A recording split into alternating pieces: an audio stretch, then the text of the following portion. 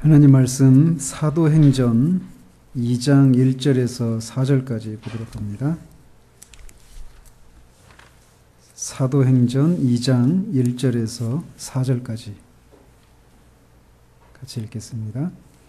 오순절 날이 이름에 그들이 다 같이 한 곳에 모였더니 호련히 하늘로부터 급하고 강한 바람 같은 소리가 있어 그들이 앉은 온 집에 가득하며 마치 불의 혀처럼 갈라지는 것들이 그들에게 보여 각 사람 위에 하나씩 임하여 있더니 그들이 다 성령의 충만함을 받고 성령이 말하게 하심을 따라 다른 언어들로 말하기를 시작하니라. 아멘.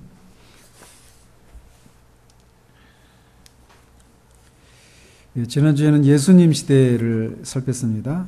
그래서 예수님은 구약의 모든 예언과 모형과 언약의 성취이시다라고 말씀드렸어요. 그래서 그의 모든 언약을 다 성취하시고 예수님이 오시는 것을 통해서 종말이 시작되고 하나님 나라가 시작된 그런 사실들에 대해서 우리가 살펴봤습니다. 오늘은 교회 시대에 대해서 살피도록 합니다. 다음 주까지 하면 이제 이걸 다 마치게 되는데, 교회 시대다라고 하면 예수님의 승천부터 예수님의 재림을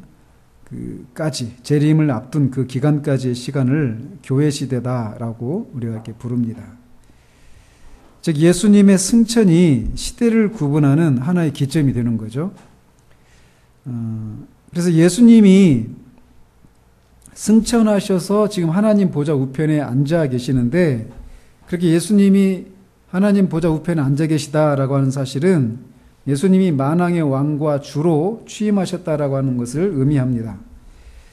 그리고 예수님은 그렇게 승천하신 이후로 지금까지도 하나님 보좌 우편에서 왕으로서 통치하고 계시죠. 예수님이 왕으로서, 하나님 나라의 왕으로서 통치하신다라고 한 이 사실은 어떤 언약의 성취죠? 다윗 언약이죠. 다윗 언약. 다윗의 후손에게 영원한 왕권을 주고 그 왕권이 영원히 이렇게 지속될 수 있도록 하겠다라고 이렇게 말씀하신 것인데, 그것이 성취된 것이죠. 이렇게 예수님의 승천부터 예수님의 재림 때까지 하나님 나라의 왕으로서 예수님이 통치하신 이 기간을 교회 시대다 이렇게 부른다라는 거예요. 이 교회 시대를 부르는 또 다른 이름이 있습니다. 이게 뭐냐면 성령 시대입니다. 교회 시대를 성령 시대라고 부르는 이유는 무엇 때문에 그럴까요? 예수님이 이 세상을 하나님 나라의 왕으로서 통치하시는데 누구를 통해서 통치하십니까? 바로 성령을 통해서, 성령과 말씀을 통해서 하나님 나라를 통치하시기 때문에 이 시기를 성령 시대다라고 부르기도 합니다. 교회 시대를 성령 시대라 이렇게 부르는 것은 교회 시대 이전에는 성령께서 역사하시지 않으셨기 때문이 아니라 역사하시는 방식에 있어서 이제 새로운 차원에서 역사하시기 때문에 이 교회 시대를 성령 시대다라고 부릅니다. 이렇게 교회 시대 또 성령 시대 같은 맥락인데, 이 교회 시대를 또 성경 시대다 이렇게 부를 수도 있습니다.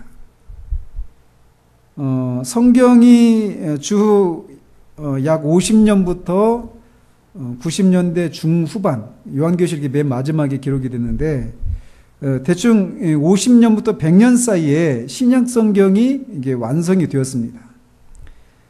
그래서 전체 신구약 성경이 완성이 되었어요. 그리고 그 성경은 교회 시대 동안에 교회의 기초가 됩니다. 그렇기 때문에 이 교회 시대를 성경 시대다라고 부르기도 합니다.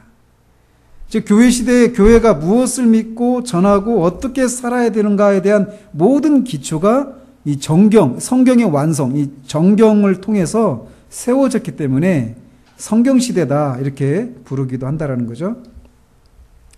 그리고 교회 시대를 부르는 또 다른 이름이 있어요. 이 교회 시대에는 무엇이 이루어지기 시작합니까? 굉장히 포괄적인 질문을 하고 있는 건데, 교회 시대에는 세계 선교 시대다 이렇게 부를 수도 있습니다. 예수님의 승천부터 재림까지 이 교회 그 사이에 있는 교회의 사명은 세계 선교를 하는 것이 교회의 사명이에요. 예수 그리스도의 재림 이전까지 교회의 핵심 사역은 예수 그리스도께서 죽으시고 다시 사심을 통해서 이루신 구원, 그 구원의 복음을 만방에 전파하는 것이 교회의 사명입니다. 그렇기 때문에 이 교회 시대를 세계 선교 시대다 이렇게 부를 수도 있어요. 예수님이 재림하시면 더 이상 전도가 필요 없죠. 그래서 이 선교 시대다, 세계 선교 시대다 이렇게 부를 수도 있는데, 교회 그 선교를 중심으로 해서 교회 시대의 역사를 크게 세 시기로 구분할 수 있습니다. 크게는 이 로마 제국 선교 시대, 그 승천하신 그 30년부터 대충 500년, 이제 정확히는 476년에 서로마 제국이 멸망했을 때까지를 로마 제국 선교 시대다 이렇게 부를 수 있어요. 근데 이제 크게 이제 500년 딱 나눠서 그렇게 말할 수도 있는데, 이렇게 로마 제국 선교 시대 한 500년까지, 그리고 500년부터 1000년 동안, 즉 1500년 동안 그 시기를 유럽 선교 시대 이렇게 부를 수도 있습니다. 그러니까 선교가 예루살렘에 시작해가지고 로마 제국으로, 그 다음에 로마 제국에서 거기까지 하는데 한 500년, 그리고 오늘날 유럽 대륙이라고 하는 그 유럽 대륙에 복음이 전파된 기간이 한 1000년 정도 돼요. 그래서 500년부터 1500년까지 이때가 이 동로마 유럽 선교 시대 이렇게 부를 수 있고, 그 이후 1500년부터 현재까지는 이 세계 선교 시대다 이렇게 구분할 수 있습니다. 그런데 공교롭게 이렇게 우리가 500년, 1500년 그 이후 이렇게 세 시대로 이렇게 구분할 수 있는데, 세속 역사가들도 인류 역사를 고대, 중세, 근대 이렇게 구분을 하잖아요. 근데 이렇게 구분하는 시기와 공교롭게 맞물려 있습니다. 세계 선교 시대와 이 세속 역사가들이 세계사를 구분할 때도 그렇게 맞물려 있다라는 게 기간이. 그래서 교회 시대도 선교 시대는 그렇게 구분할 수 있고, 교회 역사, 교회사를 구분할 때도 초대교회, 중세교회, 근대교로 이렇게 구분해서 우리가 공부하거든요. 그런 것처럼 이 교회사도 이 서양사와 서양의 역사와 그 맥을 같이 하는 것을 알 수 있어요. 그래서 교회사를 크게 초대교회, 중세교회, 근대 이후 교회 이렇게 나눌 수 있는데, 이 세 시대를 또 각각의 시대를 세 시대로 이렇게 구분할 수 있습니다. 그래서 초대교회도 맨 처음에는 사도들이 있었을 때, 이 사도시대, 그 다음에 사도시대 이후의 시대를 속사도시대다 이렇게 말을 합니다. 사도 이후의 사도들, 디모데 이후의 교부들까지 이어지는 이 시대를 속사도시대라고 하는데, 이 속사도시대는 로마의 그 콘스탄틴 대제 313년의 밀라노 칙령에 의해서 이 기독교를 공인해 주잖아요. 기독교를 믿어도 된다라고. 그때 313년까지, 그러니까 가장 나중까지 살아남았던 사도가 누구였죠?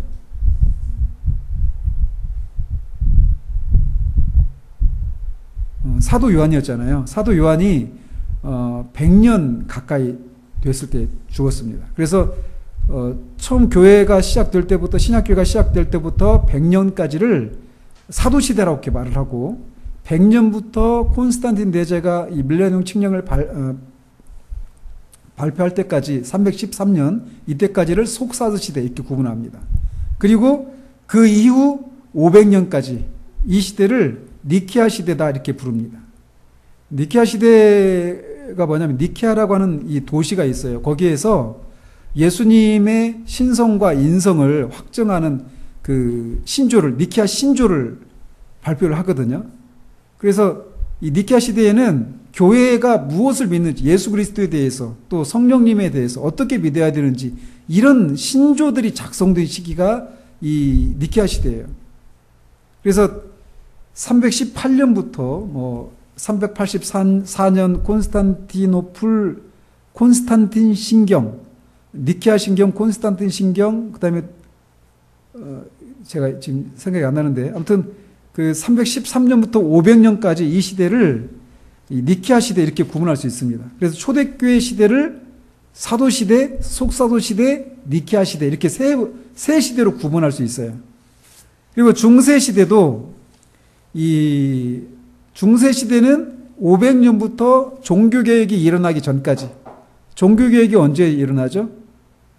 1517년에 일어납니다. 근데 그냥 잘라서 1500년까지, 500년부터 1500년까지를 중세교회 시대다 이렇게 구분하는데, 이 시대도 세 시대로 구분할 수 있어요. 그래서 이 500년부터 1000년까지 한 시대로 구분합니다. 중세교회에서도 초기에 해당되는 시기예요, 이 시기가. 1000년을 왜 어떤 걸 기준으로 나누냐면, 정확하게는 1054년 동방교회가 동방교회와 서방교회로 교회가 나뉘어져요. 이 필리오께 논쟁이라고 하는 이 교리 논쟁이 있거든요. 동방교회는 성령이 하나님, 성부로부터 보냄을 받는다, 발출하신다, 이렇게 믿는데, 우리 서방교회 전통은 성령이 이 아버지로부터 뿐만 아니라 아들로부터라고 하는 게, 라틴어로 필리오께예요, 필리오께. 그래서 필리오께 논쟁이라고 하거든요. 근데 그 성령이 아들로부터도 발출하신다, 이게 서방교회 전통이에요. 근데 동방교회는 그걸 받지 않아요. 그래서 그 교리, 신조 때문에 동방교회와 서방교회가 1054년에 나뉘어요. 그래서 동방교회와 서방교회, 동방교회는 오늘날도 있어요, 요즘에. 지금도. 어디죠? 여러분이 정교회 들어보셨어요? 그리스 정교회, 러시아 정교회, 시리아 정교회, 들어보셨죠? 이런 정교회라고 부르는 교회가 다 동방교회예요. 동방교회 전통에. 이집트에도 보면 콥트교들이 있죠. 콥트교들. 콥트교도들 혹시 들어보셨어요? 이번에 테러 당했죠. 이들도 동방교회 안에 있는 그 형제들이에요. 이번에 테러 당했죠. 무슬림들한테 굉장히 많이 테러를 당합니다. 이 콥트교회들도. 아무튼 이렇게 그 교회의 전통이 그 동방교회예요, 다. 근데 원래는 하나였어요, 교회가. 그런데 이제 그 논쟁 때문에 1554년에 동서방교회가 이렇게 분리되는데, 그때까지를 500년부터 1000년까지를 초기라고 이렇게 구분을 하고, 1000년부터 1300년까지 이 시기가 이제 로마 교황이 최고조로 그 권력이 올라갔을 때가 이 시기예요. 근데 1300년을 나누는데 1300년은 그러면 어떤 게 있었겠어요? 로마 교황의 그 권세가 하락하기 시작한 시기가 1300년이에요. 근데 어떤 사건 때문에 그러냐면 1303년에 아비뇽 유수라고 하는 이런 사건이 있었어요. 이 얘기를 하려면 막 교회사 얘기하면 막 그 한도 끝도 없어요. 근데 이제 아비뇽 유수가 뭐냐면 중세교회에서 중요한, 세계사적으로도 중요한 사건이 뭐냐면 십자군 그 전쟁이라고 들어보셨어요, 혹시? 옛날 얘기죠, 다. 세계사 때, 옛날 그 고등학교 때 배웠던 거라. 근데 아무튼 이게 십자군 전쟁으로 인해서 이제 서방교회가 이 이슬람 지역을 이렇게 점령하러 전쟁을 벌이잖아요. 근데 그 기간이 굉장히 오랜 기간 동안 해요. 근데 그 전쟁을 치르는데 결국은 실패했어요. 실패하고, 그로 인해서 전쟁을 치르려면 막 돈이 많이 들 거 아니에요, 전쟁 경비가. 근데 그 전쟁을, 십자군 원정을 누가 주도를 했냐면 교황이 했거든요. 근데 그게 실패로 돌아가니까 그걸로 인해서 교황의 그 권위가 떨어지는 거예요. 그 경제적으로도 이제 그 교황청의 그 재정이 이제 어려움이 있고, 근데 그것과 함께 이 교황에 의해서 이렇게 왕들이 교황이 그 당시에 그 왕들보다 더 위에 있었단 말이에요, 권위가. 근데 그게 전세가 역전이 되어버리는 거예요. 그러면서 교황이 이 프랑스의 그 황제에 의해서 아비뇽이라고 하는 그 지역으로 강제로 이렇게 감금되다시피 하는 그런 시기를 지냅니다. 그거를 이제 바벨론 유수에 빗대서 아비뇽 유수다 이렇게 불러요. 근데 그 시점을 계기로 해가지고 교황의 권세가 급속도로 하락하기 시작해요. 그래서 중세교회도 1000년부터 1300년까지 이렇게 중기로 이렇게 구분을 하고, 또 그 후기는 1300년부터 종교개혁이 일어나기 전 1500년까지를 후기로 이렇게 구분합니다. 그래서 초기 교회사를 초대교회, 중세교회, 근대교회 이렇게 나눌 수 있는데, 초대교회는 말씀드린 것처럼 사도시대, 속사도시대, 니케아 시대 이렇게 세 시대로 구분할 수 있고, 중세교회도 초기, 중기, 후기 이렇게 나눌 수 있다는 거예요. 그리고 근대교회도 이제 종교개혁 1517년인데 그냥 1500년으로 잘라서 1500년부터 현대까지 이렇게 나눌 수 있는데, 이 기간도 굉장히 길잖아요. 그래서 이걸 또 나눌 수 있어요. 그래서 종교개혁 1500년부터 이 1700년까지 이 시대를 종교개혁 시대다 이렇게 부릅니다. 이 종교개혁이 1517년에 일어났는데, 곧장 이 오늘날 개신교라고 불리는 이 신교가 카톨릭에 의해서 공인을 받았던 게 아니었어요. 그렇게 되기까지는 많은 사람들의 순교가 있었어요. 그리고 전쟁도 일어났었어요. 그래가지고 이 1618년인가? 그때부터 30년 동안 유럽에서 신교와 구교 간에 30년 전쟁이 벌어집니다. 그래가지고 이 30년 전쟁이 끝나면서 이제 신교가 종교, 요즘 말로 하면 이 종교의 자유가 보장이 돼요. 옛날에는 카톨릭에 속하지 않으면 다 이단이었어요. 그리고 막 화형에 처하기도 하고, 종교재판에 의해서. 그랬는데 이제 그 이후로는 이제 그 종교의 자유가 보장이 된 거예요. 근데 이 30년 전쟁을 치르고, 서로 전쟁을 치른 나라들끼리, 신교와 구교의 그 대표들끼리 조약을 맺어요. 그게 베스트팔렌 조약이라고 하는 건데, 1648년. 정확하게는 그때까지를 근대 교회의 초기에 해당된다, 이렇게 구분할 수 있는데, 그냥 우리는 딱 잘라가지고 1500년부터 1700년까지 이때를 종교개혁 시대다 이렇게 부를 수 있어요. 그래서 이 기간 동안에 오늘날 우리가 믿고 있는 이런 개신교 교리들, 신조들, 이런 것들이 이 시기에 작성이 많이 됩니다. 웨스트민스터 신앙고백서, 벨직 신앙고백서, 아우구스부룩스, 그 루터교 거기 신앙고백서들, 이런 각종 개신교 신앙고백서들, 이런 교리들이 이 시기에 작성이 돼요. 그래서 이 근대교회도 종교개혁 시대를 처음에 나눌 수 있고, 또 1700년부터 1차 세계대전이 일어나기 전까지 그 기간을 근대교회로 이렇게 구분할 수 있고, 1차 세계대전 이후에부터 지금까지를 현대교회 이렇게 구분해서 교회사를 공부를 합니다. 근데 어쨌든 이렇게 교회사를 이런 식으로 세 시대로 나누고, 그 세 시대를 또 각각의 세 시대로 이렇게 구분해가지고 교회사를 공부하기도 한단 말이죠.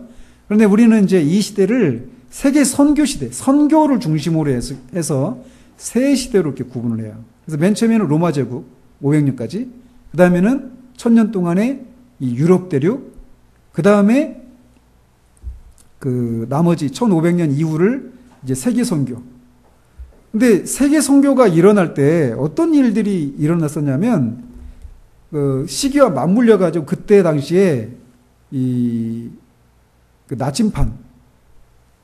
나침판이 발견됐어요. 나침판이 발견된 게 어떤 의미가 있을까요? 나침판이 발견되면서 어떤 게 일어나냐면 이게 중세와 근대로 나뉘는 데 있어서 중요한 발명품 세 가지가 있어요. 중세에서 근대로 넘어가는데 인류 문명 가운데 중요한 세 가지 발명품이 있어요. 뭘까요? 방금 하나 말씀드렸죠. 나침판, 인쇄술. 또 하나는 화약이에요. 화약. 자, 그러면서 이게 다 이제 그 세계 문명이 완전히 바뀐 계기가 되는 발명품이에요, 이게. 뭐 지금 이 입장에서 보면은 뭐 그런 게 어떻게 세계 문명이 이렇게 중세에서 근대로 넘어가는 그런 발명품이 될 수 있느냐 이렇게 말할 수 있는데 그 당시에 세계에서는 그랬어요. 화약, 이 무기잖아요. 전쟁을 하는데 화약을 가진 나라가 강대국이 되겠죠. 그리고 나침판은 항해술.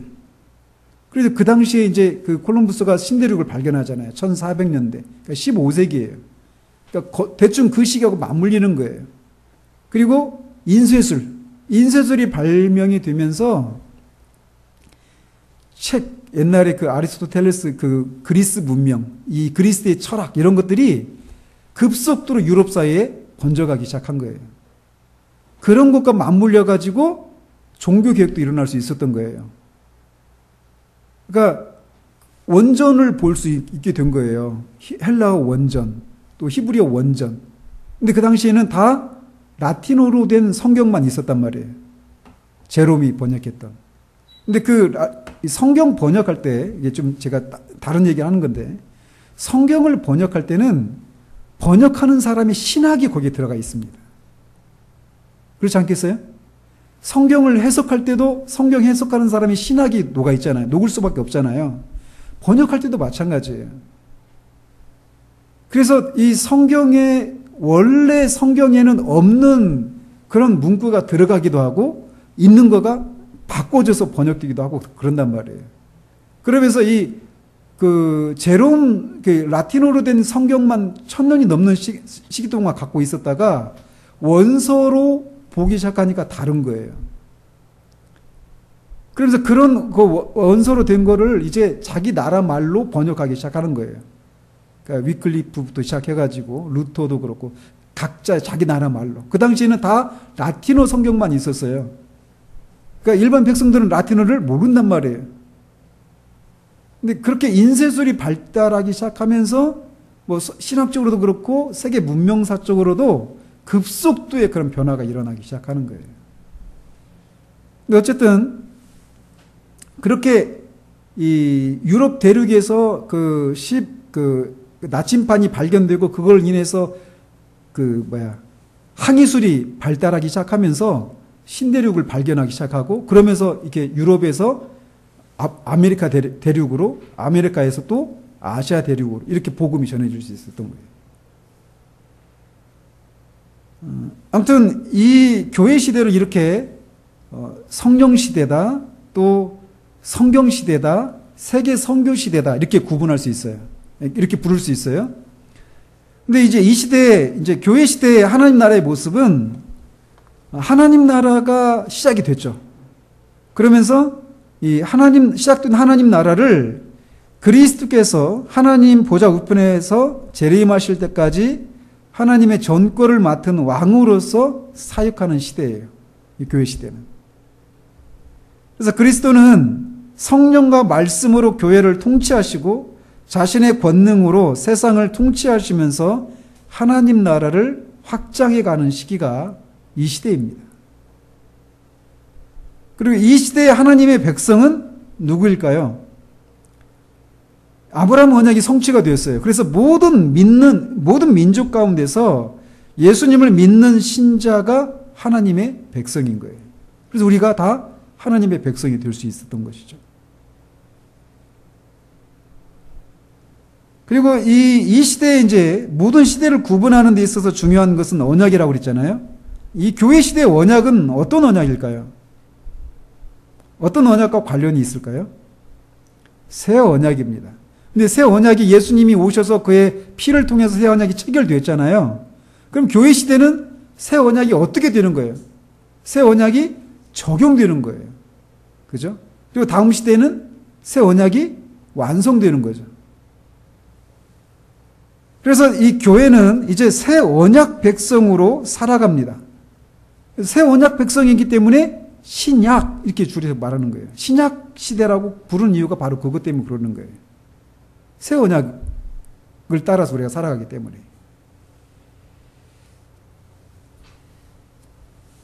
그러면 신약 시대가 시작이 된 것은 그리스도의 승천과 오순절 성령 강림으로부터 시작이 됩니다.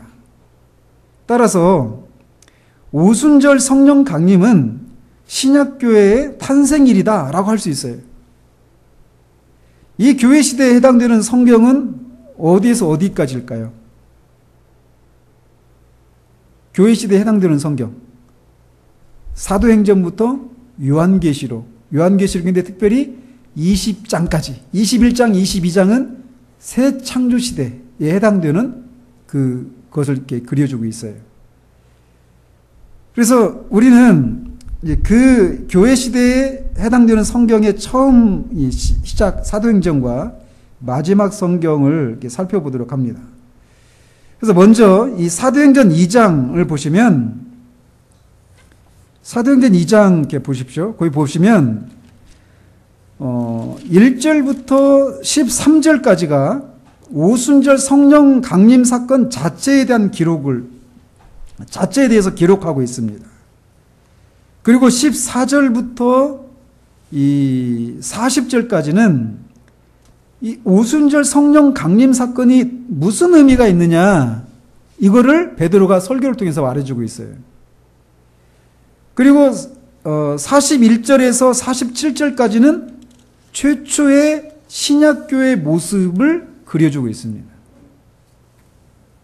그래서 먼저 그 부분들을 좀 살펴보시면 1절에서 13절까지 보면 아까 말씀드린 것처럼 오순절 사건 자체에 대한 설명을 하고 있는데 오순절 당일날 세 가지 현상이 발생을 합니다. 어떤 거죠? 오순절에 먼저 120명 정도의 갈릴리 출신 사람들이 마가의 다락방에 모여 있었죠. 그래서 기도하고 있었어요. 그런데 왜 그들이 그렇게 예루살렘에 있었죠?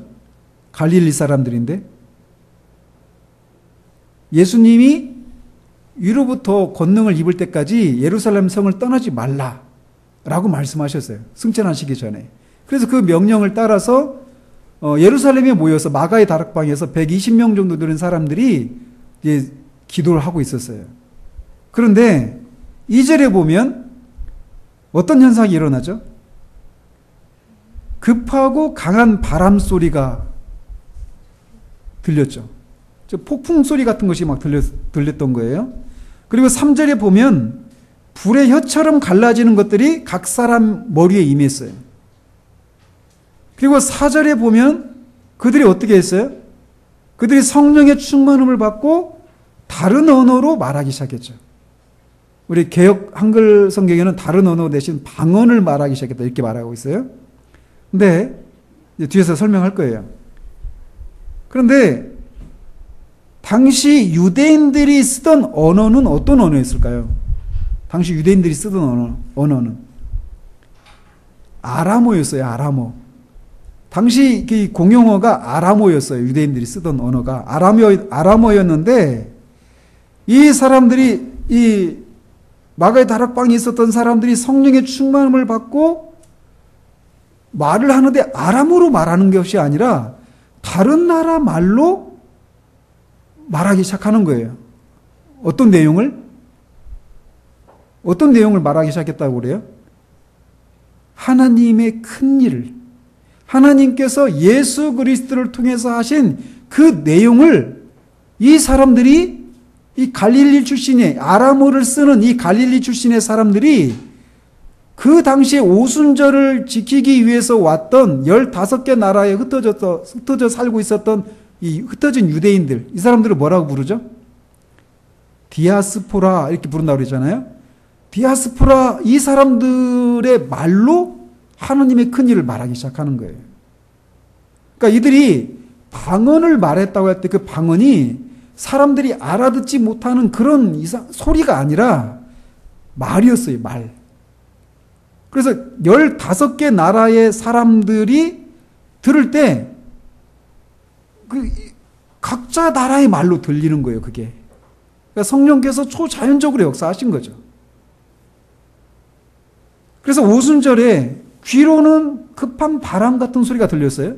눈으로는 불과 같은 불의 혀처럼 갈라지는 그런 모습을 보게 되었고, 또 입으로는 다른 나라 말을 하게 되는 이런 사건이 일어났단 말이죠. 근데 이 세 가지 사건 중에 가장 중요한 사건이 뭘까요? 말을 한 거예요, 말을. 다른 나라 말을 하기 시작한 거. 이 사건이 의미하는 건 뭐냐면, 전에도 한번 말씀드렸는데, 바벨탑 사건으로 나라가 나뉘고 언어가 나뉘어버렸잖아요. 그죠? 근데 이 사건에 대한 반전이 일어난 거예요. 여기에서. 따라서 이 다른 나라 말로 하나님의 큰 일을 말한 이 일이 일어난 사건은 이제 하나님께서 각 나라의 언어와 민족과 방언에서 구원받는 일들을 시작하신 이 세계 선교에 대한 청사진에 해당되는 거예요. 좀 전에 말씀드린 대로 교회 시대를 세계 선교 시대라고 부를 수 있다라고 말씀드렸잖아요. 근데 오순절에 각 나라에서 각 언어를 사용하던 사람들이 초자연적인 방식으로 예수 그리스도의 복음을 듣게 되는 사건을 통해서 하나님은 세계 선교에 대한 청사진을 제시하고 계신 거예요. 이런 일들이 일어나니까 사람들이 다 놀랬죠. 그러면서 조롱합니다. 저 사람들이 술 취해서 저렇다. 그러니까 베드로가 일어나서 이 사건이 무엇을 의미하는지를 이제 14절부터 40절까지 해서 설명을 하고 있어요. 이렇게 오순절에 성령이 임했는데 이게 무슨 사건인가? 근데 이 부분을 네 부분으로 또 나눌 수 있습니다. 먼저 이 14절에서 21절까지 보면 베드로가 일어나가지고 너희들이 말하는 것처럼 이 사람들이 술에 취해서 그런 게 아니다. 이거는 뭐에 대한 성취라고 얘기하고 있어요? 요엘 선지자가 종말에 일어날 일들에 대해서 예언을 했는데 그 예언이 성취된 것이다 라고 말하고 있어요. 그런데 이 17절에 보면 하나님이 말씀하시기를 말세에 내가 내 영을 모든 육체에 부어주리니 이렇게 말씀하셨단 말이죠. 그러니까 내 영, 즉 성령을 모든 사람에게 부어주겠다라고 하셨던 그 예언이 지금 여기서 성취가 된 거예요. 그러니까 이 오순절에 성령이 강림한 이 사건은 뭐가 시작됐다라고 하는 것을 말해주는 거예요? 말세가 시작됐다라는 거예요. 말세가 뭐냐면 예언된 것이 성취되는 시기예요. 근데 요엘 선지자를 통해서 말세에 내가 성령을 부어주겠다 이렇게 말씀하셨는데 그 일이 지금 여기서 성취가 됐다라는 거예요. 이 사람들을 통해서. 그래서 구약 성경에서는 이렇게 예언되었던 종말이 시작이 되었다. 그러니까 오순절에 성령이 강림하신 것은 종말이 시작되었다라고 하는 것을 의미한다. 이렇게 설교하고 있는 거예요. 그러니까 오순절 성령 강림은 종말론적인 의미가 있는 것이죠. 이 구약에서 이렇게 말할 때, 구약에서 종말이라고 할 때는 두 가지, 이 두 존재가 오는 때를 종말이라고 말을 했습니다. 한 분은 누구고 한 분은 누굴까요? 종말에는 누가 오실까요? 메시아. 또 한 분은 성령님이에요. 그런데 메시아의 오심과 성령의 오심은 동전의 양면처럼 떨어질 수 없는 것입니다. 그래서 메시아이신 예수 그리스도 위에 성령이 임하시고 그에게 성령이 한량없이 부어져서 메시아의 사역을 감당하셨어요. 그래서 지난주에 말씀드린 것처럼 예수님의 오심은 종말이 시작된 것을 의미한다라고 말씀드린 이유가 바로 그거예요. 예수님이 오신 것 자체도 종말이죠. 그런데 예수님이 오셔서 그 자신의 일들을 누구를 통해서 하셔요? 성령을 통해서 하신단 말이에요. 예수님이 오신 것도 종말이 시작되었다라고 하는 의미이고, 성령이 강림하신 것도 종말의 시작이다라고 말할 수 있다라는 것이죠. 따라서 예수님과 성령의 이 오심이 시간상의 차이가 있지만 모두 동전의 양면처럼 두 사건은 다 종말 사건이에요. 그래서 사도 베드로는 먼저 이렇게 성령 강림하신 것은 종말이 시작됐다, 된 것을 의미한다 라고 하는 것을 먼저 얘기하고 있단 말이죠. 그리고 이 22절부터 36절까지에서는 성령 강림한 것이 어떤 의미가 있는가를 또 다른 각도에서 설명을 합니다. 자, 이 성령님을 누가 보내셨다라고 얘기하고 있습니까? 사도 베드로가? 33절에 보시면 하나님이 오른손으로 예수를 높이시고 그가 약속하신 성령을 아버지께 받아서 너희가 보고 듣는 이것을 부어주셨다, 이렇게 말하고 있어요. 즉 사도 베드로는 지금 성령을 보내주신 분이 누구라고 말하고 있는 거예요? 높아지신 예수 그리스도. 예수 그리스도가 성령을 보내주신 것이다라고 얘기하고 있다는 것이죠. 다시 말하면 예수님이 승천하시기 전에 말씀하신 것처럼 성령님을 보내주신 거예요. 예수님이 승천하시기 전에 요한복음 14장부터 16장까지 보면 내가 아버지께서 나에게 약속하신 성령을 보낼 것이다라고 말씀하셨잖아요. 그걸 지금 이게 이루어진 거예요. 근데 구약에 아까도 말씀드린 것처럼 구약의 약속이 성취되는 때가 종말이란 말이에요. 근데 그게 종말인데 그 약속의 핵심은 뭐냐면 메시아를 보내는 것과 성령을 부어주시는 거예요. 그래서 먼저 성령의 능력으로 메시아가 성육신하시고 이 땅에서 구원에 필요한 모든 가르침과 일들을 성령의 능력으로 감당하시고 죽으시고 부활 승천하셨어요. 그리고 이제 높아지신 예수 그리스도께서 성령을 부어주신 것이다. 즉 오순절에 성령이 강림하신 것은 누구와 관련된 거라고요? 그리스도와, 예수 그리스도와. 그래서 오순절 성령 강림은 기독론적인 의미가 있는 것이다 라고 얘기하고 있는 거예요, 사도 베드로가. 그런데 25절, 28절을 보십시오. 거기서 보면 베드로가 다윗의 시편 16편을 인용하면서 이 그리스도의 부활을 다윗이 예언하고 했다라고 말하고 있어요. 근데 그 다윗의 예언을 따라서 예수님이 바로 그 다윗이 예언했던 부활하신 그리스도다. 그리고 자신들은 바로 그것에 대한 증인이다라고 사도 베드로가 얘기하고 있어요. 그러니까 예수님이 죽은 자 가운데 다시 부활하셨는데 이 부활은 이미 다윗이 예수님 오시기 전 1000년 전에 예언한 것이었다. 그리고 실제로 예수님이 그 예언을 따라서 부활하셨고 우리는 예수님의 부활을 목격한 증인들이다. 이렇게 얘기하고 있어요.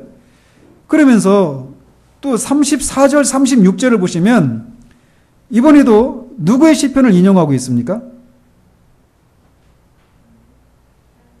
다윗의 시편이에요. 이게 시편 110편이에요. 주께서 내 주에게 말씀하시기를 내가 내 원수로 내 발등상이 되게 하기까지는 너는 내 우편에 앉아 있으라 하셨도다. 앞에서 다윗이 예언했던 그 메시아가 죽은 자 가운데 썩지 않고 다시 부활할 것이다 이렇게 예언했잖아요. 근데 그 메시아가 누구라고 지금 사도 베드로가 얘기하고 있는 거예요? 예수라고, 예수가 바로 다윗이 예언했던 그 부활하실 메시아라고 얘기하고 있단 말이에요.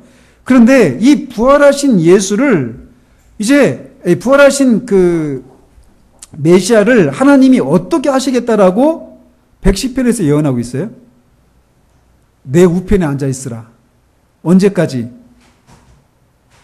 네 원수가 네 발등상이 될 때까지. 그러니까 모든 원수를 네가 발 아래 다 굴복시킬 때까지 내 우편에 앉아 있으라. 누가 누구에게 말씀하시는 거예요? 주께서 내 주에게 말씀하시기를 할 때, 그 앞에 주께서 할 때 주는 누굽니까? 하나님, 여호와 하나님, 성부 하나님이에요. 내 주에게 말할 때 그 내 주는 누굽니까? 메시아예요, 메시아. 예수라고는 안 했죠. 메시아예요, 메시아. 그런데 이 메시아는 썩지 않고 죽은 자 가운데서 부활하실 메시아를 말하는 거예요. 그런데 다윗이 하나님 아버지를 향해서도 주라고 말하고 또 메시아를 향해서도 주라고 말한단 말이에요. 자기 후손으로 오는데. 그래서 마태복음에서 그거 가지고 예수님이 물으셨잖아요. 바리새인들에게. 어떻게 다윗의 그 메시아가 다윗의 후손으로 오는데 어떻게 다윗이 자기 후손 1000년 뒤에나 올 그 후손을 향해서 내 주라고 말할 수 있느냐? 그죠? 즉 이 말씀을 인용해서 지금 사도 베드로가 변론하고 있는 게 뭐냐면 이 다윗이 예언한 대로 죽으셨다가 부활하신 그리스도가 승천하셔서 어디에 앉아 계신다고요? 하나님 보좌 우편에 앉아 계신다라는 거예요. 그러니까 이 사실을 통해서 뭘 말하고 있는 거냐면 근데 그 부활하신 메시아가 누구라고요? 예수라는 거예요. 그러니까 예수가 누구라는 겁니까? 예수는 메시아 그리스도라는 거예요. 그리고 그 그리스도는 또 누구라는 거예요? 주라는 거예요, 주. 그래서 그 36절에서 너희가 십자가에 못 박은 예수를 하나님이 주와 그리스도가 되게 하셨다. 그리고 바로 이 주와 그리스도이신 분이 자신이 바로 그런 존재라는 사실에 대한 입증으로 성령을 부어주셨다. 이렇게 선언하고 있는 거예요. 즉 성령이 오신 것은 예수가 그리스도이시오 주라는 사실을 증거하기 위해서인데 예수님이 바로 그 성령을 부어주셨다라고 말하고 있는 거예요. 따라서 성령이 아니고서는 예수가 주와 그리스도시라는 사실을 믿을 수가 없습니다. 그래서 예수님은 사람들이 자신이 주와 그리스도이시다라고 하는 것을 믿어서 구원받을 수 있도록 성령을 보내주신 거예요. 즉 이렇게 오순절 성령 강림은 첫 번째로 종말론적인 의미가 있어요. 이게 종말에 일어날 일들의 성취다. 요엘이 말했던. 그리고 또 하나 기독론적인 의미가 있다라는 거예요. 즉 예수가 누구시라고요? 주와 그리스도시다. 이 사실에 대한 증거라는 거예요.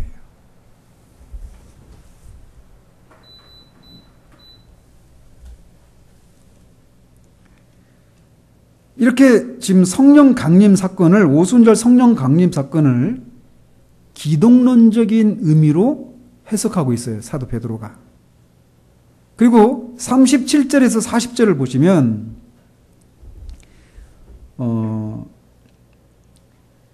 이 구절에서 이 말을 듣고 사람들이 어떻게 반응합니까? 마음에 찔려서 우리가 어떻게 해야 되느냐 막 묻죠. 사도들에게. 그러면서 사도 베드로가 뭐라고 말을 하냐면 너희 죄를 회개하고 예수를 믿어서 죄 사함을 받으라. 그리하면 성령을 선물로 받을 것이다. 이런 얘기를 해요.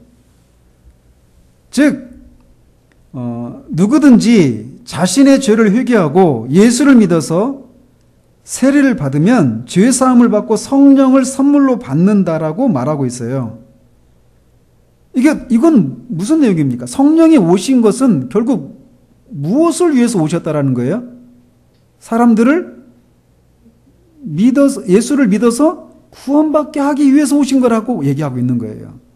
즉 사도 베드로는 성령 강림 사건을 뭐와 관련해서 설명하고 있어요? 어떤 의미로? 구원론적인 의미로 해석하고 있는 거예요. 여기서 종말론적으로 해석했죠? 앞에서 또 기독론적으로 해석을 했죠? 지금은 여기서 구원론적으로 해석하고 있는 거예요. 그러면서 이 약속은 39절에서 보면 너희와 너희 자손, 그럼 너희와 너희 자손은 누굽니까? 누구들이에요? 여기 너희와 너희 자손은 어떤 민족이에요? 지금 베드로의 설교를 듣고 있는 사람들은 어떤 민족들입니까? 유대인들이죠. 그죠? 경건한 유대인들이 오순절을 지키기 위해서 예루살렘에 올라온 거란 말이에요. 그 사람들이 지금 듣고 있어요. 그러니까 누구든지 자기의 죄를 회개하고 예수를 믿고 세례를 받으면 죄의 사함과 성령의 선물을 받는다. 그들이 받는 게 뭐예요? 두 가지죠. 자기의 죄를 회개하고 예수를 믿으면 뭘 받아요? 죄 사함과 성령을 선물로 받아요. 죄 사함을 받고 성령을 선물로 받는다라고 하는 게 뭡니까? 어떤 언약과 관련된 거예요? 앞에서 우리 살폈잖아요. 새 언약이에요, 새 언약. 새 언약의 핵심적인 내용은 죄사함, 영원한 죄사함을 받게 하겠다. 그리고 성령을 주겠다라는 거예요.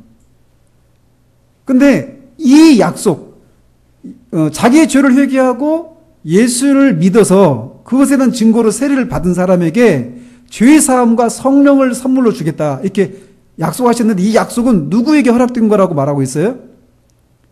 너희와 너희 자손, 즉 유대인들 얘기만입니까? 아니죠. 더 나가죠. 모든 먼 데 사람 곧 주 우리 하나님이 얼마든지 부르시는 자들에게. 이게 무슨 말이에요? 결국 유대인뿐만 아니라 이방인들 모든 민족들에게 약속된 것이라고 증거하고 있어요. 자신의 죄를 회개하고 예수를 믿으면 죄사함과 성령의 선물을 받는데 그것에 대한 가시적인 의식이 뭡니까? 내가 내 죄를 회개하고 예수를 믿었다. 그래서 난 죄 용서받고 성령을 선물로 받았다. 이것에 대한 증거가, 그걸 증거하는 예식이 뭐예요? 세례예요, 세례. 그죠? 근데 이것을 가능하게 하시는 분은 누구십니까? 성령님이신 거예요. 그러니까 이것을 위해서 성령이 오셨다라고 말하고 있는 거예요. 말씀드린 것처럼 죄 사함을 받고 성령을 받는다라고 하는 것은 새 언약의 핵심적인 내용이었단 말이에요. 따라서 성령이 오신 것은 예수님이 그의 피로 체결하신 새 언약을 자기 죄를 회개하고 예수를 믿는 사람들에게 적용하시기 위해서, 즉 구원 사건을 적용하시기 위해서 오신 것이다 라고 해석하고 있는 거예요. 이렇게 오순절 성령 강림을 구원론적인 의미로 해석하고 있단 말이에요. 종말론, 기독론, 구원론. 자, 그런데 이렇게 성령의 역사를 통해서 자기의 죄를 회개하고 예수를 믿어서 죄의 용서를 받고 성령을 받은 사람들은 어떻게 됩니까? 그것을 41절에서 47절까지 해서 설명하고 있어요. 뭐 하고 있어요, 그들이? 그들이 사도의 가르침을 받고 서로 교제하고 떡을 떼고 기도에 힘쓰고, 그렇죠. 그러니까 사도의 가르침을 받고, 이게 뭐예요? 결국 어떤 모습이에요, 이게? 교회의 모습이에요. 초대교회의 모습입니다. 예배의 모습이에요. 예배에서 그래서 뭐가 있다라는 거예요? 사도의 가르침을 받는다. 이게 결국 뭐예요? 말씀이에요, 말씀. 그리고 떡을 뗀다. 이게 뭐예요? 성찬이에요. 근데 그 사람들 어떻게 들어옵니까? 그 모임으로 들어오기 위해서는 세례를 받아야죠. 그러니까 말씀이 있고 세례와 성찬, 즉 성례가 있는 거예요. 그러니까 초대교회 예배의 기본적인 중심적인 내용은 뭐예요? 말씀과 설교와 성례예요. 이 두 가지 모습이 있는 거예요. 그래서 말씀은 뭐예요? 귀로 듣는 거죠. 그죠? 뭐를? 하나님이 하신 큰 일을. 누구를 통해서? 예수 그리스도를 통해서. 눈은 그 성례는 눈으로 보는 거죠. 제가 답을 먼저 말했네요. 성례는 눈으로 보는 거예요. 말씀은 귀로 듣는 거예요. 뭐를? 예수 그리스도 통해서 하신 하나님의 큰 일을. 성례는 눈으로 보는 거예요. 뭐를? 똑같은 내용을. 하나님이 예수 그리스도를 통해서 하신 큰 일을. 그래서 이 두 가지, 말씀과 성례는 객관적인 은혜의 수단이라고 할 수 있어요. 근데 그 객관적인 은혜의 수단을 보고 들은 사람들의 반응이 뭘로 나타납니까? 기도로 나타나는 거예요, 기도로. 기도는 그 주관적인 요소가 더 강하죠. 그죠? 객관적인 이런 말씀과 성례를 통해서 선포된 하나님이 하신 큰 일을 들은 사람들이 주관적으로 기도를 하는 거예요. 그래서 말씀과 성례는 객관적인 은혜의 수단이다 이렇게 말할 수 있고, 기도는 주관적인 은혜의 수단이다 이렇게 말할 수 있다는 거죠. 그런데 이 모든 것이 성령의 역사의 결과라는 거예요. 따라서 교회 시대는 성령과 말씀 그리고 보조 수단으로서 성례를 통해 예수님을 통해 하신 하나님의 큰 일을 증거하고 선포하는 것이 교회 시대의 예배 가운데서 할 일이에요. 이것이 교회가 하나님과 예수님과 성령, 삼위 하나님과의 수직적인 관계에서 보여지는 그런 모습이라는 거예요. 무엇을 통해서? 말씀과 성례를 통해서. 그리고 이 은혜에 동참한 사람들끼리 뭘 합니까? 서로 교제하고 교회 밖의 사람들에게 전도를 통해서 교회 안으로 들어오게 하는 모습을 보이고 있어요. 그러니까 이거는 모든 교회 시대에서 나타나는 공통적인 모습입니다. 초대교회에서 뿐만 아니라 초대교회 이후에 모든 중세, 근대, 현대교회에 이르기까지 교회에서 공통적으로 나타나는 모습이라는 거예요. 말씀과 성례, 그리고 주관적인 기도, 그리고 성도의 교제, 그리고 전도. 이거는 모든 교회 시대에 공통적으로 나타나는 모습이에요. 그런데 이 초대교회 모습에 그 당시 예루살렘 교회에서만 보이는 독특한 모습이 있어요. 어떤 겁니까? 그들의 재산과 소유를 다 팔아가지고 필요한 사람들의 필요를 채워주는 거예요. 나눠주는 거예요. 근데 이 모습은 모든 교회 시대에 나타났던 것은 아니다라는 것입니다. 따라서 이것을 모든 교회에 적용해서는 안 돼요. 예루살렘 교회가 초대교회, 교회 최초의 모습이니까 무조건 우리는 초대교회 모습을 따라야 된다. 이렇게 해서는 안 되는 요소가 바로 이런 요소라는 거예요. 여러분, 재산 다 팔아서 와야 돼요. 근데 이 당시에는 이때만 독특하게 나타났어요. 주로 이때 예루살렘 교회를 구성하고 있는 핵심적인 인물들이 아까 120명이었잖아요. 이 사람들은 어디 출신이라고 그랬어요? 갈릴리 출신이었어요. 갈릴리 출신이 그 집 팔고 눈 팔고 와서 온 게 아니란 말이에요. 예루살렘에 와 있었어요. 예수님을 따라서. 그들의 필요들이 있잖아요. 그들을 채워주는 거예요. 과부들도 있고. 그래서 이후에 다른 서신서들에 보면 이런 모습이 안 나타나요. 교회 안에서. 그러니까 예루살렘 교회에서만 독특하게 나타났던 그런 모습이라는 거죠. 그러나 말씀을 전하고 성례를 행하고 기도하고 복음을 전하는 것은 모든 시대에 나타나는 공통적인 모습이다라는 것이죠. 이렇게 성령 강림을, 오순절 성령 강림을 4가지 관점에서 설명하고 있어요. 자, 다시 뭐와 종말론적으로, 또 기독론적으로, 또 구원론적으로, 교회론적으로. 성령이 오셔서 그렇게 교회가 생겨나기 시작한 거예요. 신약교회가. 그런데 왜 이런 얘기를 하느냐면 오순절파 아시잖아요. 오순절파. 오순절파라고 불리는 사람들의 오해가 이 베드로가 이 오순절 성령 강림에 대해서 이렇게 네 가지 관점으로 설명하고 있는 것을 모르고 있기 때문에 발생했다라는 거예요. 그들은 성령 세례의 증거로서 방언을 한다라고 얘기하잖아요. 그죠? 그리고 방언이 우리가 알고 있는 그런 방언, 사람이 알아들을 수 없는 그런 방언을 얘기하는데, 여기서 말하는 이 오순절 성령 강림 시의 이 방언은 말씀드린 것처럼 그런 용어가 아니었어요.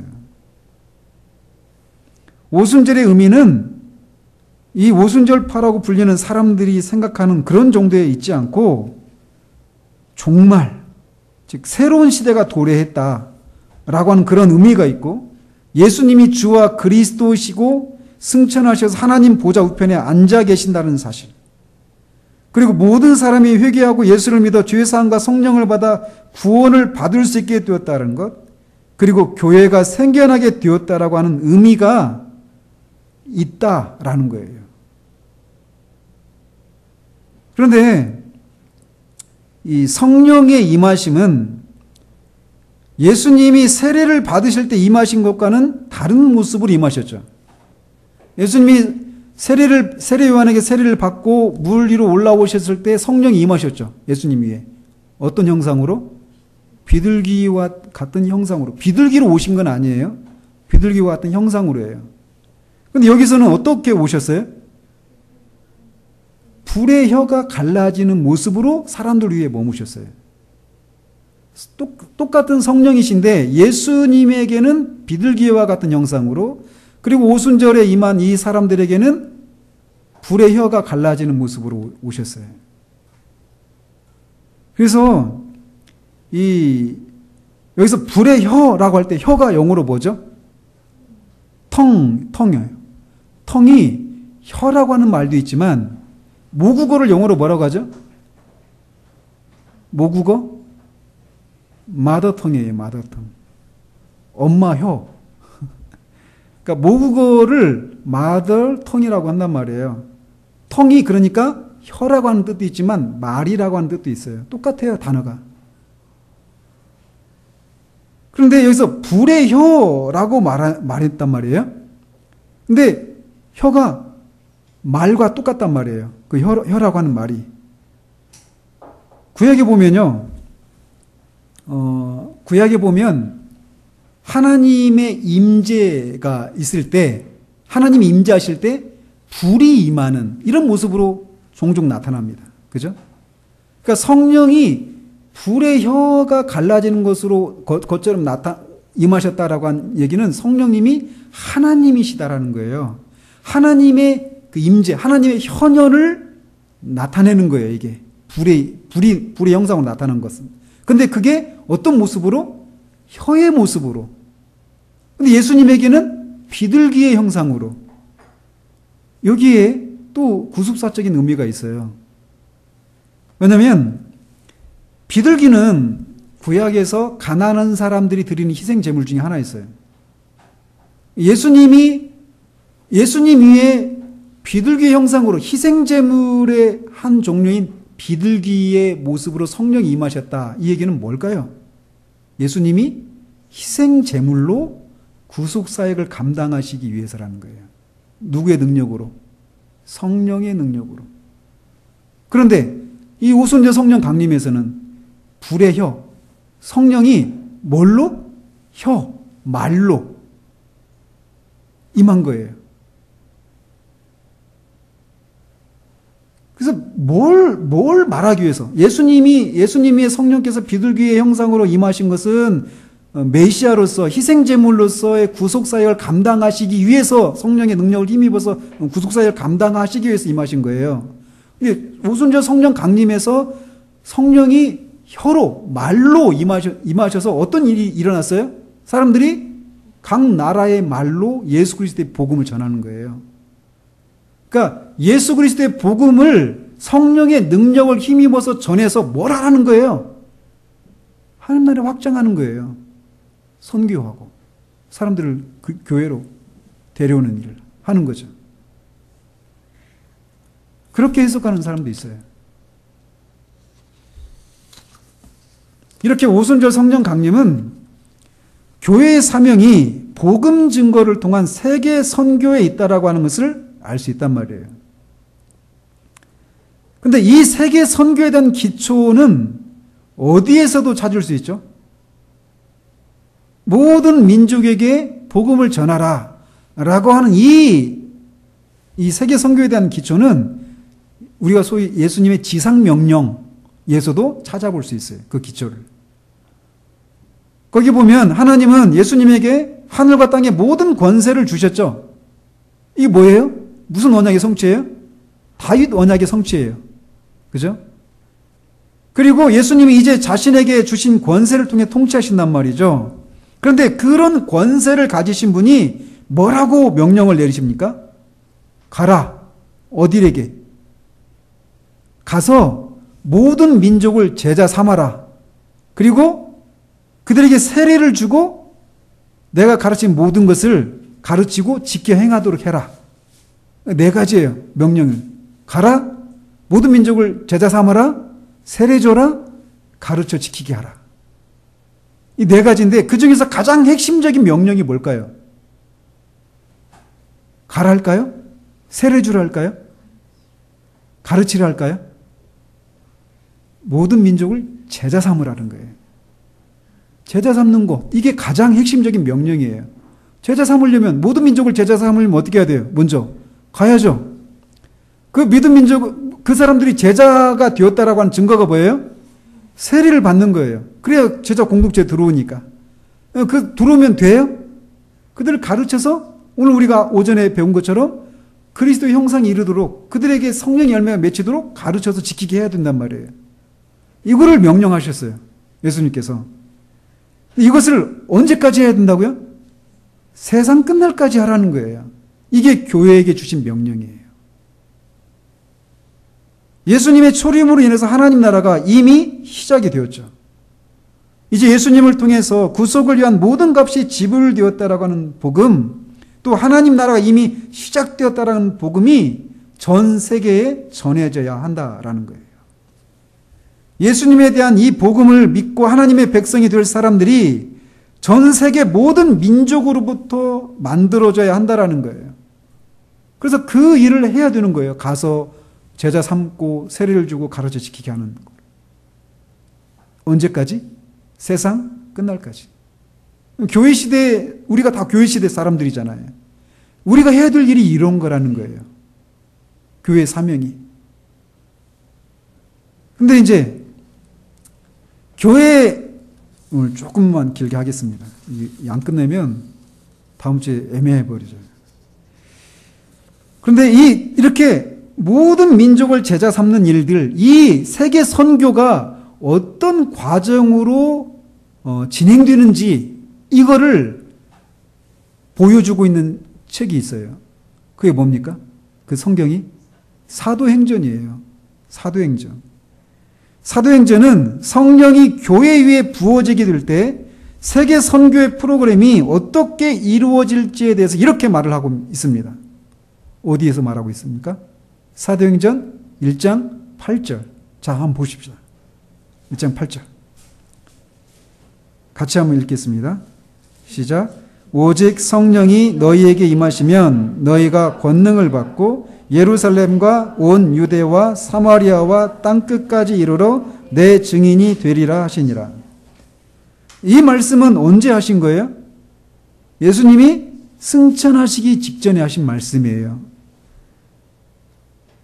그리고 이 말씀하시고 승천하셨어요. 제자들이 보는 자리에서. 제자들이 계속 예수님 올라가신 그 하늘을 보고 있었죠. 그런데 흰옷 입은 두 사람이 나타났죠. 뭐라고 했어요? 왜 그거 보고 있느냐?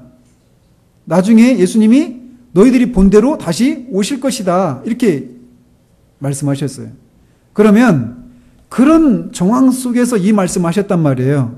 그러니까 너희들이 언제부터 언제까지 이 일을 하라는 얘기입니까? 그러니까 승천부터 재림하실 때까지 그 사이에 이 일을 하라는 거예요. 복음을 증거하라는 거예요. 그런데 이 복음이 증거되는 순서를 말하고 있어요. 어떻게 해요? 먼저는 예루살렘, 그 다음에 유대, 사마리아, 땅끝. 그래서 사도행전 1장 8절은 교회의 세계 선교를 이해하는 열쇠가 되는 구절이에요. 그래서 사도행전도 그런 구조로 되어 있어요. 그래서 1장에서부터 7장까지는 이 선교가 예루살렘 지역을 중심으로 이루어지고 있는 것을 묘사하고 있어요. 기록하고 있어요.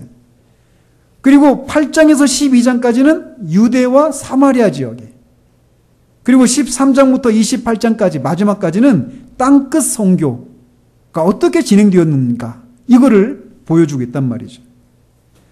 복음이 예루살렘에서 땅끝까지 전파된다라고 했는데 그게 뭘까요?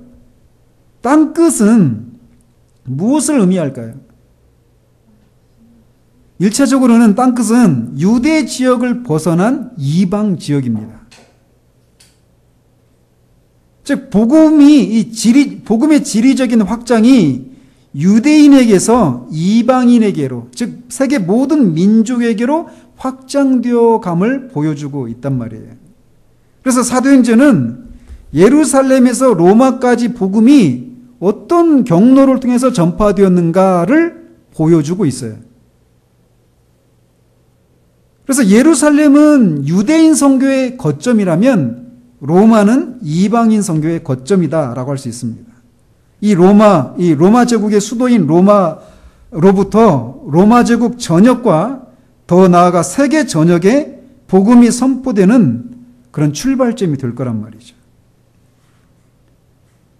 복음이 확장된다라고 하는 것은 다른 말로 교회의 확장이다라고 말할 수 있습니다. 그래서 사도행전은 복음이 점차 확장되어 가면서 어떤 특정 지역에서의 교회가 확장되어 가는 그 과정을 이 요약적인 어떤 후렴구로 마감을 하고 있어요.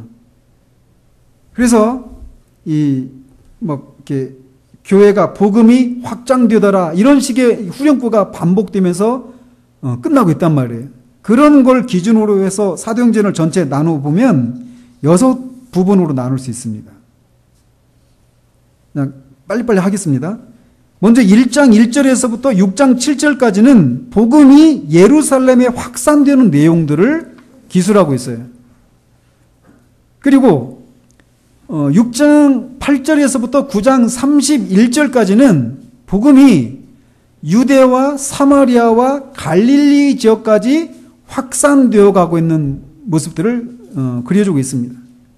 그런데 하나님이 이렇게 복음이 예루살렘에서 벗어나서 유대와 사마리아와 갈릴리까지, 이제 보세요. 예루살렘이 이스라엘 중심이 있잖아요. 그 윗지역은 어디죠? 그러니까 예루살렘이 있는 지역이 유대예요. 유대 지역. 유대 지역 위는 사마리아, 사마리아 위는 갈릴리예요. 그러니까 예루살렘으로부터 이제 복음이 북쪽으로 막 전파되는 거죠. 근데 이렇게 예루살렘에만 교회가 있었단 말이에요. 근데 예수님의 명령은 복음이 유대와 사마리아와 땅끝까지 전파되어야 된단 말이에요. 그 일을 어떻게 하셨습니까? 하나님께서? 누구의 순교? 스데반 집사의 순교를 통해서 복음이 확장되게 하시는 거예요. 그러니까 흩어지지 않고 있었던 이들을 핍박이 임하게 해서 순교를 당하고 이 사람들이 핍박을 피해서 막 유대 지역으로, 사마리아 지역으로, 갈릴리로 막 피해 간 거예요. 가서 거기서 하나님의 큰 일을 증거한 거예요. 그러면서 그 각 가는 곳마다 교회가 세워진 거예요. 복음이 전파되면서. 그 얘기를 6장 8절에서 9장 31절까지 유대, 사마리아, 갈릴리 지역에 어떻게 복음이 확산되었는가 그걸 설명해 주고 있고, 또 9장 32절에서 12장 24절까지는 이제 복음이 최초로 유대 지역을 지나서 이방 지역으로 확산되는 과정을 묘사하고 있습니다. 그런데 여기서도 중요한 사건이 있어요. 유대인에게서 이제 최초로 이방인에게로 복음이 전파되기 시작한 장면이 있어요. 근데 그 인물이 누굽니까? 최초 인물이, 이방인이. 고넬료였어요. 고넬료. 그래서 베드로 사도를 중심으로 해서 베드로 사도가 주도가 돼서 그를 사용해서 이방인인 고넬료에게 복음이 전파되는 거예요. 그런데 이방인에게 복음이 전파되어서 그들이 하나님 나라의 백성이 된다. 이거는 우리들이 다 이방인들이잖아요. 우리는 그런 생각 잘 못하죠. 우리는 유대인이고 아직 믿지 않는 사람들은 다 이방인 이런 생각 우리 갖고 있잖아요. 근데 그렇지 않아요. 우리도 다 이방인들이에요. 유대인만 유대인이고 유대인 이외에는 다 이방인이에요. 근데 이방인이 복음을 듣고 그 구원을 받고 하나님 나라의 백성이 된다. 이거는 아브라함 이후로 유대 민족이 형성됐잖아요. 2000년 동안 자기들만 하나님의 백성이고 나머지 민족은 다 지옥의 땔감이다. 이런 생각에 젖어 있었던 유대인들이 이방인이 구원을 받아서 하나님 나라의 백성이 된다? 이해할 수가 없었던 거예요. 그래서 하나님이 베드로에게 3번의 환상을 통해서 그 이방인들에게 그 금했던 그 부정한 음식들을 먹으라고 하는 이런 환상을 통해서 결국 고넬료에게 복음을 증거하게 하죠. 그리고 그들에게 오순절에 일어나서 똑같은 일들이 그들에게 일어나는 거예요. 그래서 그들이 교회로 들어오는 거예요. 그리고 이제 12장 25절부터 16장 5절까지를 또 하나 구분할 수 있는데 거기에서는 이제 바울이 등장을 하면서 이 오늘날의 터키 지역까지 이 복음이 확장되어져 가는 그런 과정을 그려주고 있습니다. 그리고 이 16장 6절에서 19장 20절까지는 복음이 오늘날의 이 그리스까지 복음이 확장되는 것을 보고 있어요. 그러니까 복음이 처음에는 예루살렘에서 시작했어요. 근데 이게 유대 지역으로, 사마리아 지역으로, 갈릴리 지역으로, 그 다음에 드디어 이제 이방인 지역에 들어가는데 이방인에게 전해지고 이방인 지역에까지 확장되는데 최초의 이방인 지역은 오늘날의 터키 지역이에요. 성경에 소아시아라고 하죠. 소아시아. 아시아 대륙이었어요. 그 주변에 있는, 이스라엘 주변에 있는 아시아 대륙. 근데 16장 6절부터는 이제 아시아 대륙에서 복음이 어디로 들어가냐면, 어디로 들어가요? 그리스 전에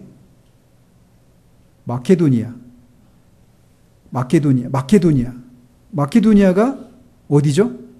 유럽이에요. 유럽. 알렉산더가 태어났던 나라. 유럽으로 들어가는 거예요. 복음이. 그리고 나중에는 고린도를 통해 가지고 아테네 17장에는 아테네까지 가죠. 오늘날 그리스까지. 그래서 유럽에 이제 마케도니아를 중심으로 해 가지고 그 주변 지역 그다음에 그 그리스 아테네까지 복음이 전파되는 과정을 기록하고 있는 게 이 19장 20절까지예요. 그리고 19장 21절부터 마지막까지는 복음이 어느 지역으로 확산되는 것을 그려주고 있어요? 로마까지. 근데 사도행전이 복음 전도가 로마에서 끝난 것으로 끝나 있죠. 근데 사실은 끝난 게 아니라는 거예요. 로마는 전 세계 복음화의 시작이었습니다. 그 마지막 절 한번 보십시오. 28장 31절. 같이 한번 읽어보죠. 바울이 온 이태를 자기 셋집에 유하며 자기에게 오는 사람을 다 영접하고 주 예수 그리스도께 관한 것을 가르치되 근데 그 많은 사람이 없었더라. 옛날 성경에는 그렇게 되어 있어요. 근데 사도행전의 결론은 복음이 로마에서 끝나는 것이 아니라 이 로마에서 시작해서 또 땅끝까지 계속적으로 전파될 것을 암시해주고 있다라는 것입니다. 그래서 사도행전 이후에 지금까지 앞에서도 말씀드린 것처럼 처음에는 로마 제국에, 그 다음에 유럽 대륙에, 그 다음에 세계 선교로 선교가 계속 되어져 가고 있었다라는 거예요. 결국 이 모든 땅끝 선교가 완성되면 주님이 오실 것입니다. 따라서 교회의 선교 역사는 주님의 재림의 시간을 측정할 수 있는 하나의 기준점이 될 수 있죠. 그죠? 이 땅끝까지 복음이 전파되면 그때 오실 것이라고 말씀하셨으니까. 그래서 세계 복음화의 현황판은 예수 그리스도의 재림을 알려주는 시계다라고 이렇게 말할 수 있어요. 이게 사도행전의 구조예요. 근데 마지막 요한계시록 구조로 보시면 2분 안에 끝내겠습니다. 요한계시록 구조 여기 보면 요한계시록에서 말하고 있는 내용은 뭐냐면 예수님이 재림하시기 전까지 교회와 세상은 어떻게 나타날 것인가 라고 하는 내용이에요. 이 요한계시록이에요.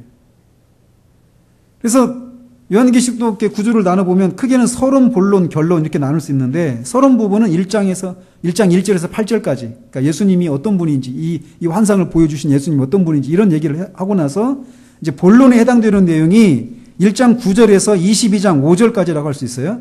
근데 그 내용 보시면 네 환상이 있습니다. 이 본론에 첫째 환상, 둘째, 셋째, 넷째 환상 이렇게 나눌 수 있는데 첫째 환상은 1장 9절에서 3장 20절까지예요. 그래서 여기서는 일곱 촛대가 뭘 얘기하죠? 일곱 별과 일곱 촛대 그 환상이 있죠. 일곱 촛대는 교회를 가리키고 일곱 별은 그 교회 지도자들을 가리키는 거예요. 근데 그거를 붙들고 계신 분이 이제 예언하시는 거예요. 즉 예수님께서. 그러면서 거기에서 일곱 교회에 대한 얘기가 나오잖아요. 근데 이 일곱 교회에 대한 얘기를 일단은 그 당시에 실제로 있었던 교회들의 모습이에요. 일곱 교회는 실제로 있었던 교회들입니다. 근데 이 교회가 예수 그리스도의 재림까지 세상에 있게 될 모든 교회 시대에 교회가 어떤 모습을 띌 것인가를 샘플로 이렇게 보여주는 것이다 라고 해석을 해요. 무슨 말씀인지 아시겠죠? 실제 그 일곱 교회가 있었어요. 그 당시에. 근데 그 일곱 교회는 그 이후로 그 예수님이 재림하시기까지 수많은 교회들이 있을 거 아니에요. 근데 그 교회들의 이 일곱 가지 샘플이다. 이렇게 해석을 해요. 그래서 1장 9절에서 3장 20절까지 일곱 교회에 대한 이 첫 번째 환상 부분이 있고 그 뒤로부터는 계속해서 심판에 대한 얘기입니다. 그죠?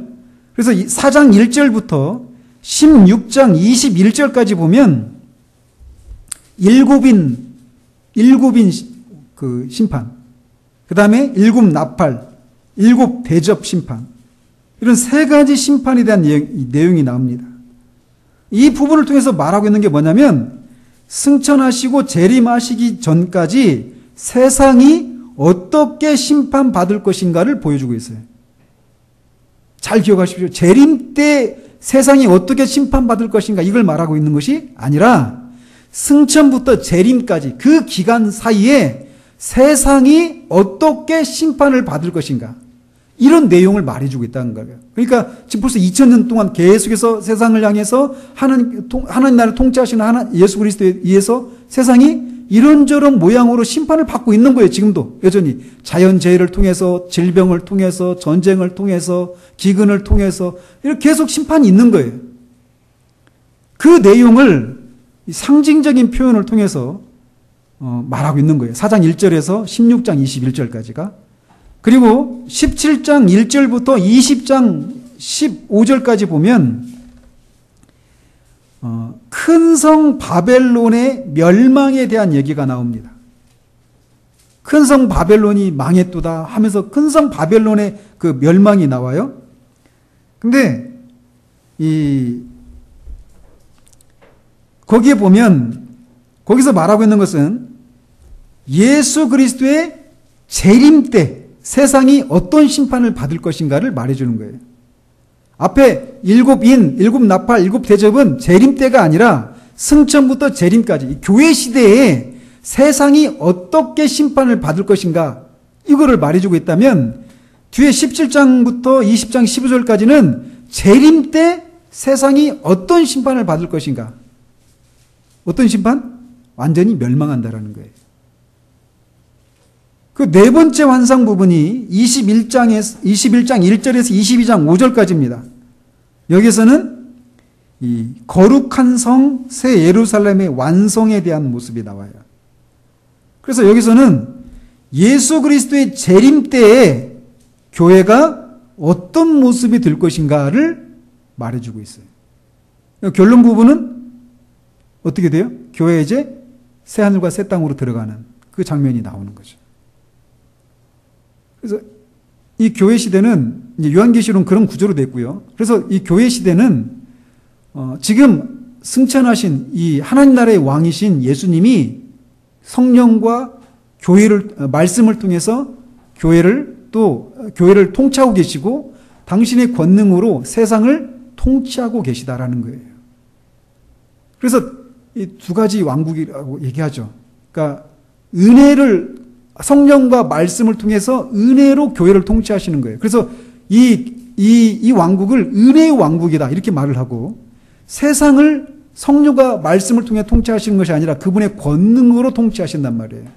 그래서 그를 권능의 왕국이다 이렇게 말하기도 합니다.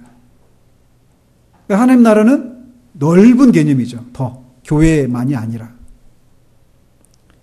지금 하나님 나라의 왕이신 예수님이 그렇게 교회를 세상을 통치하고 계셔요. 우리를 향해서는 은혜로 성령과 말씀을 통해 우리를 통치하고 계시고 우리를 향해서 하나님이 왕이신 예수 그리스도께서 말씀하신 명령이 뭐예요? 선교예요. 복음을 증거하는 것. 이게 지금 이 교회 시대를 살아가고 있는 우리들의 사명입니다. 기도하겠습니다. 하나님 아버지, 교회 시대의 특징에 대해서 우리가 살펴보았습니다. 지금 보이지 않지만 하나님 보좌 우편에 앉아 계신 우리 왕 예수 그리스도께서 지금도 하나님 나라의 왕으로서 교회와 세상을 통치하고 계신다는 사실들을 우리가 살펴보았습니다. 주님이 오시기까지 우리는 그렇게 통치하시는 예수님의 통치를 따라서 주님이 우리에게 맡겨주신 그 사명, 세계 선교의 사명을 감당하며 이 땅을 살아가야 될 책임이 있다는 사실들을 기억하며 우리에게 맡겨진 사명들을 잘 충성되게 감당하는 우리 모두 될 수 있도록 주님 도우시기를 원합니다. 예수 그리스도 이름으로 기도합니다. 아멘.